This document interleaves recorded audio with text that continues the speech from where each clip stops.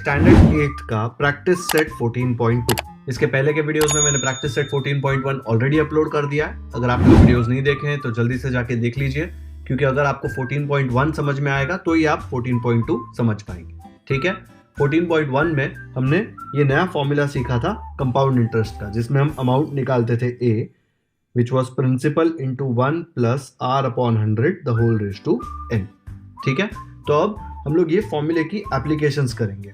सिर्फ इंटरेस्ट निकालने के लिए नहीं, काफी दूसरी चीजें कैलकुलेट करने के लिए भी ये फॉर्मूला यूज कर सकते हैं।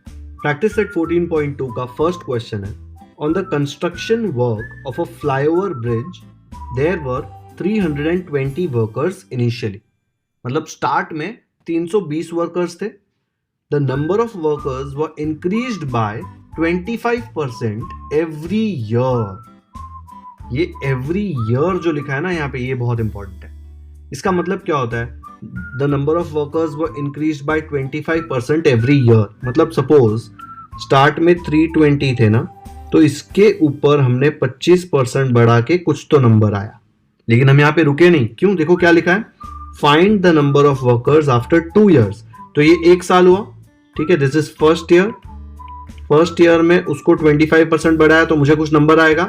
ये नंबर के बाद वापस मैंने उसको 25% बढ़ाया, कब? सेकेंड ईयर के लिए। फिर मुझे कोई नंबर आया। तो देखो 320 से कुछ और नंबर बन रहा है, फिर उससे कुछ और नंबर बन रहा है। ऐसे नहीं बोला है कि दोनों साल 320 के ऊपर ही 25% लगाओ। ठीक है, वो तो सिंपल इंटरेस्ट हो जाता है ना। 320 पे 25%, फिर जो नया नंबर है उसके ऊपर 25%। मतलब ये कौन सा फॉर्मूला हो सकता है? Compound interest. ठीक है, तो यहाँ पे हम लोग को सेम कॉन्सेप्ट यूज करना है। तो 320 को हम लोग प्रिंसिपल ले लेंगे, 25% को हम लोग रेट ले लेंगे, और 2 years को हम लोग टाइम n ले लेंगे। ठीक है, चलो सॉल्व करते हैं। इसको ऐसा लिख सकता हूं मैं, a is equal to p into 1 plus r upon 100 the whole raise to n। a क्या है अपना? The number of workers after 2 years। तो यहाँ पे तुम लिख सकते हो where a is equal to number of workers after 2 years।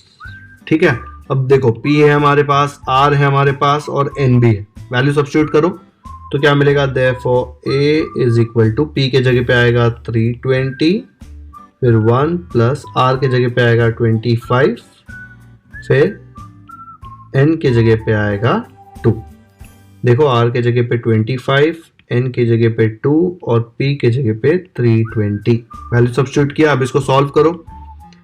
इसको लिख देंगे इक्वल टू 320 इंटू, ये क्या बन जाएगा? कट करो, 25 1 जा 25 4 जा। ठीक है, फिर 4 1 जा 4 प्लस 1, तो आ जाएगा 4 plus 1 upon 4 the whole square. Next step में आएगा 320, 4 प्लस 1 हो जाएगा 5 upon 4 the whole square. The whole square का मतलब क्या होता है? 2 बार आएगा, तो मुझे मिलेगा 320 इंटू 5 अपॉन 4 इंटू 5 अपॉन 4। फिर कट करो, 4 1 जा 4 8 जा 32, 4 0 जा 0। फिर ये वाला कट करो, 4 1 जा, फिर ये आ जाएगा 4 2 जा 0 जा, 20 बचा, और यहाँ पे 5 और 5, फिर आ जाएगा 5 5 जा 25, फिर 25 2 जा 50 और एक 0, तो मतलब आ गया 500। तो मुझे इसका आंसर क्या आ गया? 500 वर्कर्स। मतलब अगर 2 साल तक 25% कंटिन्यूसली बढ़ता रहे तो मुझे 2 साल के एंड पे नंबर ऑफ वर्कर्स कितने हो जाएंगे? 500। तो इसका फाइनल आंसर कैसे लिखेंगे?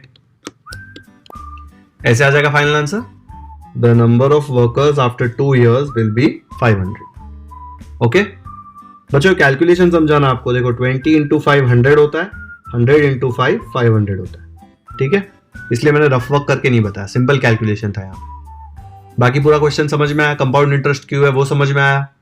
ऐसे नहीं कि कंपाउंड इंटरेस्ट के चैप्टर में इसलिए कंपाउंड इंटरेस्ट। एग्जाम में कोई चैप्टर लिख के नहीं आने वाला, क्वेश्चन देख के आपको समझ में आना चाहिए कि कंपाउंड इंटरेस्ट का क्वेश्चन। ठीक है, स्क्रीनशॉट ले लो इसका या फिर वीडियो पॉज कर लो। आगे बढ़ते हैं। सेकेंड क्वेश्चन है, A shepherd has 200 sheep with him। उसके पास 200 sheep है। Find the number of sheep with him after 3 years। 3 साल बाद उसके पास कितनी sheep होगी if the increase in the number of sheep is 8% every year, हर साल 8% बढ़ रहा है, मतलब सेम कंपाउंड इंटरेस्ट हो गया। तो इसमें मैं क्या लिखूंगा, प्रिंसिपल P आ जाएगा 200, टाइम N आ जाएगा 3 years एंड R आ जाएगा 8%। तो ऐसा लिख देंगे P इक्वल टू 200, क्योंकि 200 शीप थे, R 8% and number of years कितना है 3। तो लिख देंगे A equal to P into 1 plus R upon 100 the whole raise to n। A क्या है, number of sheep after 3 years। बच्चों यहाँ पे शीप्स लिखा है, लेकिन शीप्स करके कोई वर्ड नहीं होता, शीप खुद ही प्लूरल होता है, ठीक है। तो number of sheep after 3 years। अब यहाँ पे वैल्यू सब्स्टिट्यूट करो, क्या आएगा वैल्यू सब्स्टिट्यूट करके, मुझे मिलेगा therefore A is equal to 200 into 1 plus R क्या है 8 upon 100 the whole power 3।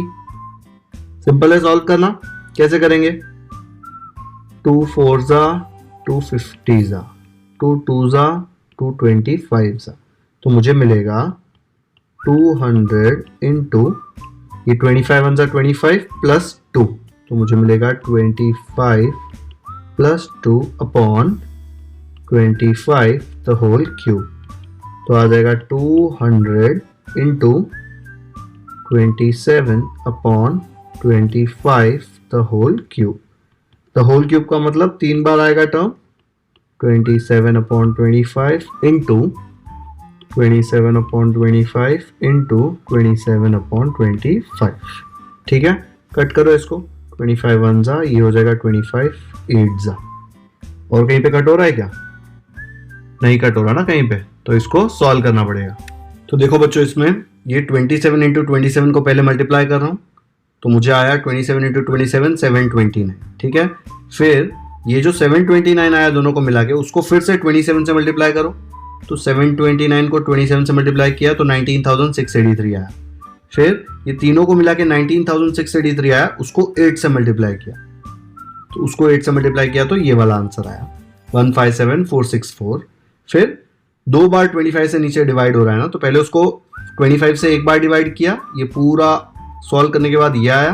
फिर ये जो आंसर आया उसको फिर से 25 से डिवाइड किया, 2 बार 25 से डिवाइड हो रहा है ना, तो उसको 25 से डिवाइड किया तो ये वाला आंसर आया।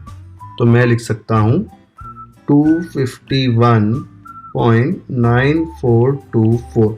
बच्चों ये था क्या, मैंने बोला था कि A is the number of sheep after 3 years। तो मुझे A का आंसर क्या आया, A का आंसर मुझे आया 251.9424। ऐसे शीप हो सकती है कि अगर मैं आपको बोलूं कितने बच्चे थे, तो या तो 251 होंगे या 252 होंगे।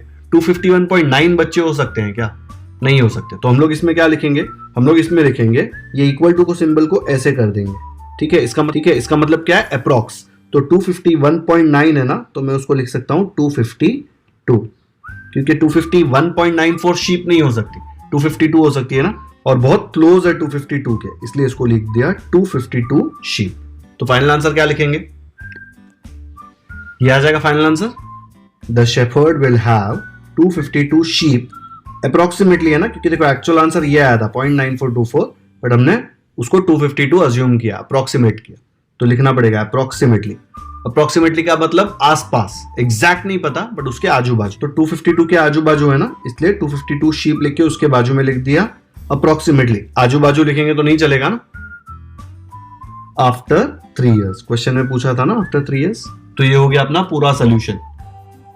पूरा कैलकुलेशन एकदम अच्छे से देखना है और आपको प्रैक्टिस करना ही पड़ेगा, क्योंकि आप देखिए बहुत ही डिफिकल्ट है ये। डिवीजन में मिस्टेक्स होने का बहुत ज्यादा चांस है। यहाँ पे एक मिस्टेक हुआ, फिर ये पूरा राइट किया, फिर भी आंसर रॉन्ग हो जाएगा, बिकॉज इसमें जो नंबर आ रहा है वो हम लोग यहाँ पे यूज हो रहा है ना।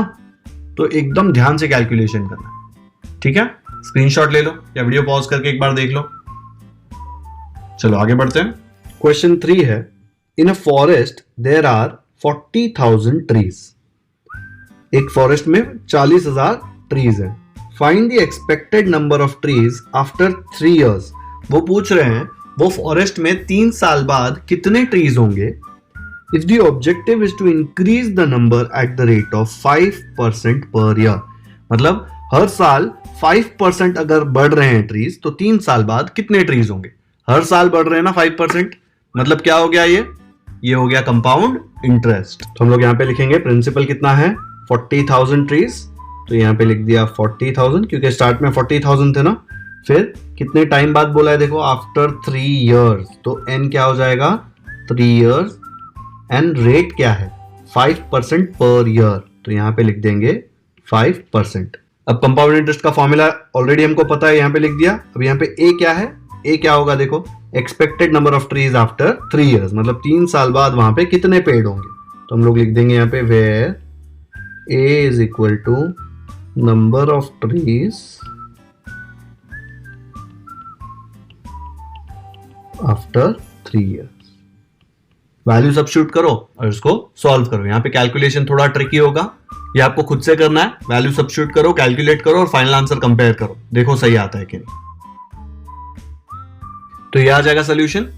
वैल्यू सब्स्टिट्यूट किया, यहाँ पे कैलकुलेशन किया। ये कैलकुलेशन मैंने आपको देखो यहाँ पे बताया हुआ है, 3 टाइम 21 आ रहा है, तो 21 इंटू 21 किया, आंसर आया। फिर से उसको 21 से मल्टीप्लाई किया, जो आंसर आया उसको 5 से मल्टीप्लाई किया, तो ये आया। तो ये हमारा हो गया फाइनल आंसर। देख लो एक बार, बहुत ही सिंपल क्वेश्चन था, आना चाहिए आपको। नहीं आ रहा है तो वीडियो पॉज करो, फिर से सॉल्व करो, जहां पे मिस्टेक किया है चेंज करो एंड राइट आंसर लेके आओ। ओके, स्क्रीनशॉट ले लो इसका। 4th क्वेश्चन शुरू करते हैं। क्वेश्चन मत रीड करना, सिर्फ ये वर्ड देखो जो मैंने हाईलाइट किया है, डेप्रीसिएशन। ये वर्ड को बोलते हैं डेप्रीसिएशन। डेप्रीसिएशन क्या होता है, लेट्स से आपने एक बैट खरीदा 100 रुपीज का, और वो बैट आपने 2 साल तक यूज किया, उससे रोज खेले, ठीक है, थोड़ा बहुत टूटा भी होगा, और 2 साल बाद आपने उसको बेचने के लिए डाला। तो कोई आपको उसका 100 रुपीज देगा क्या? ऑब्वियसली नहीं देगा, वो यूज किया हुआ बैट है। कोई आपको बोलेगा मैं इसके 30 रुपीज दूंगा, ठीक है, आपने लिया था 100 रुपीज में, 2 years यूज किया, तो आपको उसका 30 रुपीज आ रहा है। कितना कम हुआ प्राइस? 70 रुपीज कम हो गया ना। पहले 100 रुपीज था, अभी 30 रुपीज हो गया, मतलब 70 रुपीज कम हो गया। ये जो वैल्यू कम हुआ ना, वो वैल्यू जो कम हुआ उसको बोलते हैं डेप्रीसिएशन। तो जो भी चीज है आपने यूज करी, इसलिए उसकी वैल्यू कम हुई, ठीक है, जो वैल्यू कम हुई उसको बोलते हैं डेप्रीसिएशन। ओके, आ गया समझ में? तो डेप्रीसिएशन बहुत सारी चीजों में यूज होता है। जैसे गाड़ी खरीदी, गाड़ी जो प्राइस में आपने खरीदी, 2-3 साल यूज करेंगे तो गाड़ी के उतने ही पैसे आएंगे क्या? कोई सामने वाला पैसे देगा क्या उतना? वो बोलेगा आपने यूज करी है तो कम पैसे दूंगा, ठीक है। चलो 4th क्वेश्चन पढ़ते हैं अभी। The cost price of a machine is 2,50,000। तो मशीन की कॉस्ट प्राइस, मशीन जब मैंने खरीदा तो मुझे 2.5 लाख रुपए देने पड़े। If the rate of depreciation is 10% per year, मतलब वो मशीन का जो प्राइस है ना, वो हर साल 10% डेप्रीशिएट होता है। डेप्रीशिएट होता है मतलब क्या? कम होता है। आपका बैट देखो 100 रुपए से 30 रुपीज हो गया था ना, क्यों? उसकी वैल्यू कम हो रही थी। तो डेप्रीशिएट मतलब 10% एवरी ईयर कम हो रहा है। Find the depreciation in price of the machine after 2 years, मतलब कितना कम हुआ? आपका बैट का प्राइस 100 रुपीज था, फिर आपने बेचा 30 रुपीज में, कितना कम हुआ? 70 रुपीज कम हुआ ना। वो बोल रहा है कि मशीन का प्राइस 10% पर ईयर में 2 साल बाद कितना कम होगा, वो मुझे बताओ, ठीक है। तो ये एवरी ईयर है ना, 10% पर ईयर, मतलब हर साल 10% कम होगा। तो ये हम कंपाउंड इंटरेस्ट का कॉन्सेप्ट यूज करके ही सॉल्व करेंगे, ठीक है। लेकिन एक छोटा सा चेंज आएगा जो मैं आपको समझाऊंगा। चलो लिख लेते हैं पहले। तो यहां पे ऐसे लिख देंगे, P मतलब cost price of the machine 2,50,000, N number of years कितना है देखो यहाँ पे 2 years, A क्या होगा?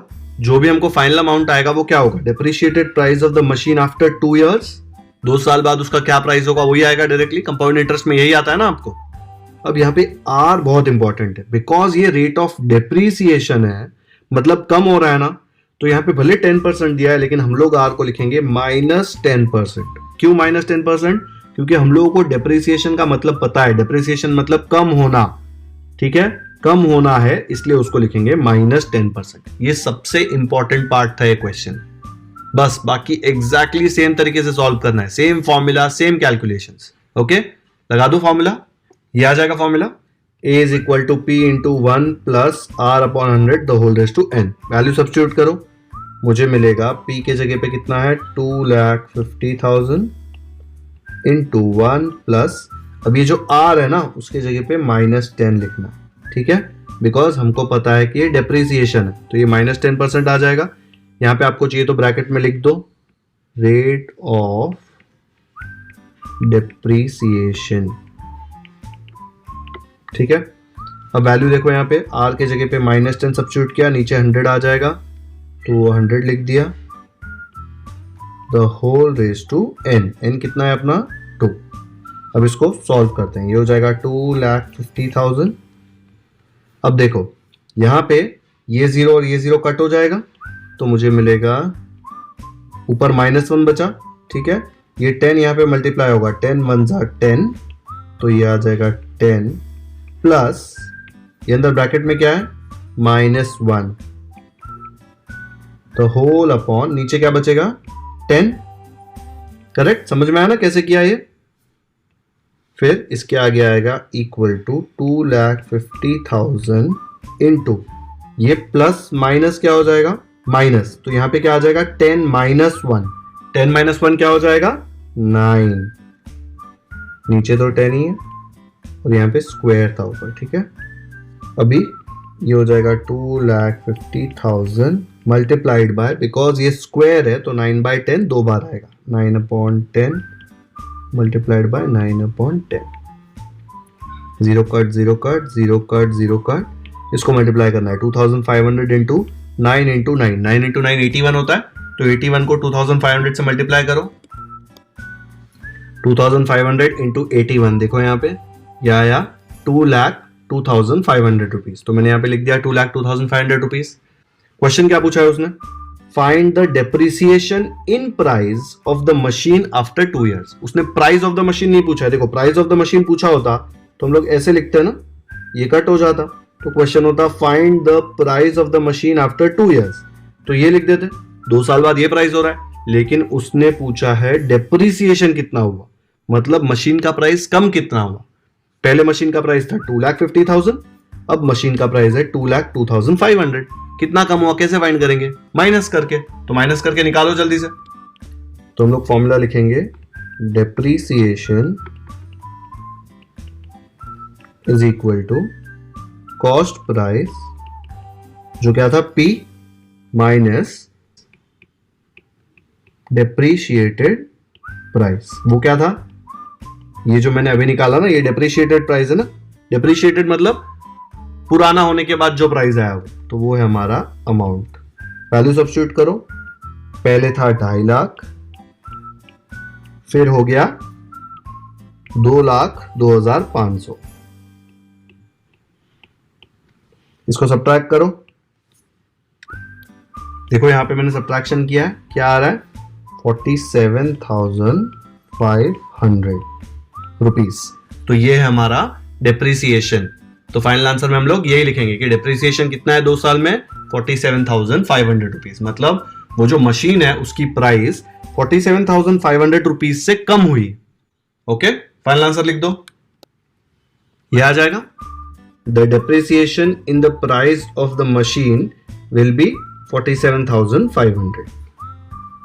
ठीक है बच्चों, इसका फाइनल आंसर भी बहुत इंपॉर्टेंट है, बिकॉज उन्होंने ये अमाउंट नहीं पूछा है, मतलब डेप्रिसिएशन होने के बाद जो प्राइस आता है वो नहीं पूछा, उसने पूछा है कितना डेप्रिसिएशन हुआ, डेप्रिसिएशन मतलब कितना कम हुआ। तो पहले 2,50,000 था, बाद में 2,02,500 हुआ, तो कितना कम हुआ, ये इसमें से ये वाला टर्म माइनस कर देंगे तो मुझे पता चल जाएगा कि कितना कम हुआ, और वो मेरा फाइनल आंसर है। ये क्वेश्चन में ये वाला पार्ट बहुत इंपॉर्टेंट था, बिकॉज ये रेट ऑफ डेप्रिसिएशन था, मतलब ये डिक्रीज हो रहा है, इसलिए रेट को हमने नेगेटिव लिखा है, ठीक है, क्योंकि वो कम हो रहा है। इसके आगे के सारे क्वेश्चंस में आपने अच्छे से देखा होगा तो वो इंक्रीज लिखा हुआ था, इसलिए इंक्रीज में हमेशा प्लस लेते थे, यहाँ पे डिक्रीज हो रहा है इसलिए ये माइनस ले रहा है। ठीक है, स्क्रीनशॉट ले लो, आगे बढ़ते हैं। 5th question, find the compound interest if the amount of a certain principal after 2 years is 4,036.80, मतलब अमाउंट दिया है 4,036.80 eight the rate of 16% per annum, rate दिया है 16, कंपाउंड इंटरेस्ट पूछा है और सर्टन प्रिंसिपल, मतलब प्रिंसिपल भी नहीं दिया है, तो दो चीजें यहां पे मिसिंग है, कंपाउंड इंटरेस्ट और प्रिंसिपल, लेकिन क्या दिया हुआ है amount, number of years 2 and rate. चलो सॉल्व करते हैं, ऐसे लिख देंगे, प्रिंसिपल मिसिंग है, फिर rate of interest 16% per annum दिया हुआ है, नंबर ऑफ इयर्स 2 दिया हुआ है, अमाउंट दिया हुआ है 4036.80, देखो दिया है ना, amount of a certain principal after 2 years is amount is, ठीक है। अभी हमको पता है कि कंपाउंड इंटरेस्ट का फॉर्मूला क्या है, इसमें सब्स्टिट्यूट करो वैल्यूज। ए के जगह पे आएगा 4036.80 इक्वल टू, ये प्रिंसिपल तो यहाँ पे नहीं दिया है तो हम लोग पी के जगह पे पी लिख देते हैं। 1 प्लस आर कितना है 16/100, नंबर ऑफ ईयर्स है 2। नेक्स्ट स्टेप में लिखेंगे therefore 4036.80 is equal to P into, अब यहां देखो ये कट होएगा ना 16 और 100, कैसे आएगा 2 8 250 जा, फिर आएगा 2 4 जा एंड ये हो जाएगा 225 जा। अब यहाँ पे 4 बचा ऊपर और नीचे 25, तो ये 25 1 जा 25 प्लस 4 आ जाएगा ना, तो लिखेंगे 25 प्लस 4 अपॉन नीचे क्या है 25 द होल स्क्वायर। इसको थोड़ा नीचे ले लेते हैं, ऐसे आ जाएगा। ये यहां से क्या देखो 25 1 जा 25 प्लस 4, इसलिए 25 प्लस 4, नीचे पूरा डिनोमिनेटर 25, तो ये होगा therefore 4036.80 is equal to P into 29/25 the whole square.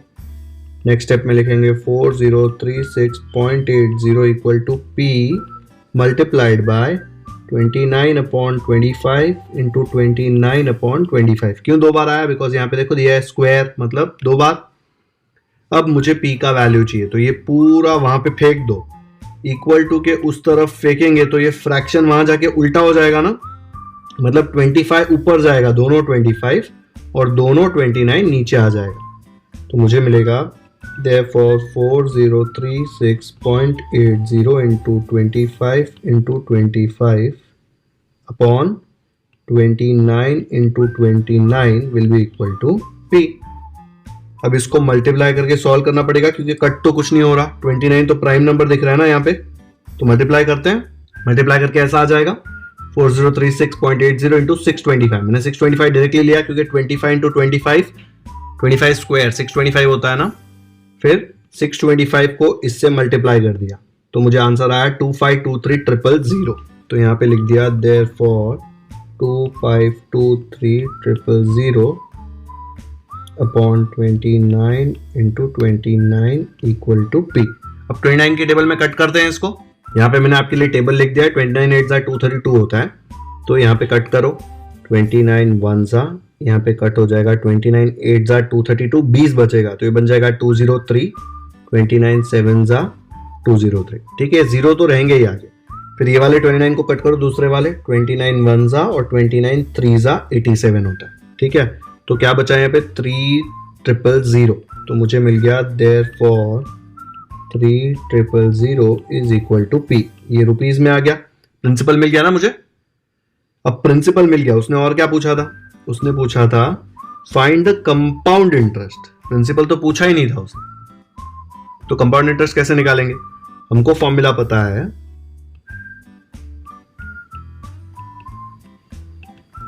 Amount A is equal to P plus interest. अमाउंट कितना था 4036.80, प्रिंसिपल हमको आया 3000 प्लस इंटरेस्ट। अब मुझे ये इंटरेस्ट का वैल्यू चाहिए, 3000 को उधर भेज दो, माइनस हो जाएगा तो मुझे मिलेगा 4036.80 minus 3000 is equal to I. Therefore, ये माइनस करके आएगा 1036.80 इक्वल टू आई। तो ये आ गया कंपाउंड इंटरेस्ट। फाइनल आंसर क्या लिखेंगे, द कंपाउंड इंटरेस्ट इज 1036.80। ये आ जाएगा final answer, the compound interest after 2 years is 1036.80, जो यहाँ पे आया समझ में। ये क्वेश्चन पहला ऐसा क्वेश्चन था जहां पे सिर्फ अमाउंट दिया था और प्रिंसिपल और कंपाउंड इंटरेस्ट दोनों नहीं दिया था, तो ये फॉर्मूले में जब हमने सब्स्टिट्यूट किया तो इसमें देखो P मिसिंग था, इसलिए P ये फॉर्मूले से हम लोग ने कैलकुलेट किया 3000 रुपीज, लेकिन ये उसने पूछा नहीं था। लेकिन बिना P के हम लोग इंटरेस्ट नहीं कैलकुलेट कर सकते, बिकॉज नेक्स्ट फॉर्मूला क्या है, amount is equal to principal plus interest. तो अमाउंट का वैल्यू डाला, प्रिंसिपल का डाला, तो मुझे इंटरेस्ट का वैल्यू मिल जाएगा। आया समझ में, स्क्रीनशॉट ले लो इसका या वीडियो पॉज करके देख लो। ओके तो बच्चों ये लेक्चर हम लोग यहीं पे खत्म करते हैं। इस लेक्चर में हमने प्रैक्टिस सेट 14.2 का क्वेश्चन 1 2 3 4 एंड 5 किया। प्रैक्टिस सेट 14.2 में और 5 क्वेश्चन है, 6 7 8 9 10। ये काफी सिंपल क्वेश्चंस हैं, आप चाहिए तो खुद से ट्राई कर सकते हैं। इसके बाद के वीडियो में मैं ये 5 क्वेश्चन सॉल्व करूंगा, तब आप चेक कर सकते हैं कि आपने जो किया है वो राइट है कि नहीं। कंसेप्ट एक ही है, एक ही फॉर्मूला यूज करना है आपको हर जगह, कोई डिफरेंस ही नहीं है। अगर आप खुद से ट्राई करेंगे तो आपको आएगा। मैं नेक्स्ट वीडियो में कराऊंगा, तब आप कंफर्म कर लेना, ठीक है। अगर आपको ये वीडियो पसंद आया हो तो इसे लाइक जरूर करें, इसे अपने दोस्तों के साथ व्हाट्सएप पर शेयर करें ताकि उनको भी कंपाउंड इंटरेस्ट अच्छे से समझ में आ जाए। अगर आपने हमारे चैनल को अब तक सब्सक्राइब नहीं किया है तो सब्सक्राइब करना ना भूलें, बेल आइकन पर क्लिक करें ताकि जब भी हम कोई नया वीडियो अपलोड करें आपको नोटिफिकेशंस मिलती रहें और आप कोई भी इंपॉर्टेंट लेक्चर्स मिस ना करें। कमेंट सेक्शन में हमें जरूर बताएं कि आपको ये लेक्चर